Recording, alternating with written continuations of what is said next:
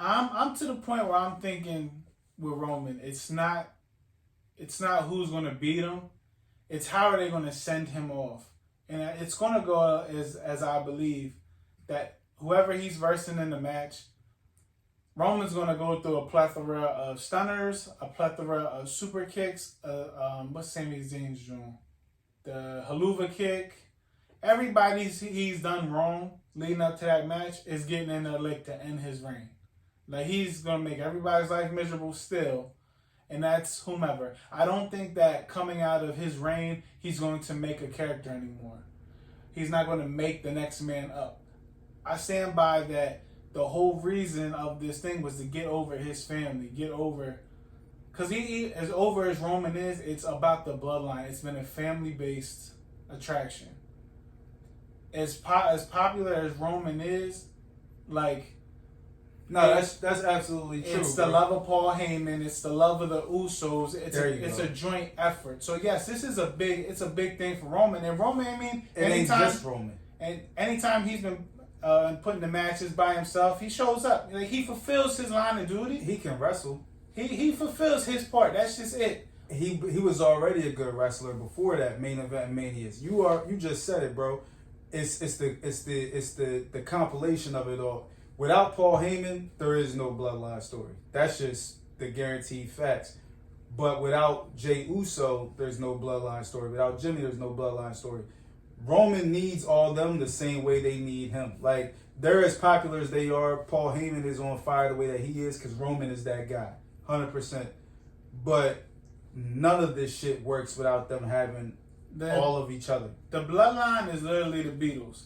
Like, Roman is Paul McCartney. Without Paul McCartney, there is no Beatles. And without, who's out John Lennon. And everything falls to pieces without the main guys. You need it all. The story is not somebody overcoming the bloodline. The story is the rise and fall of the bloodline.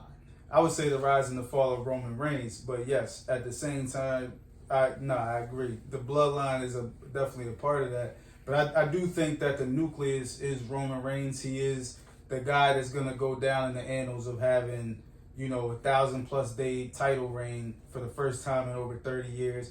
His face is going to be the one plastered on the Legends pictures.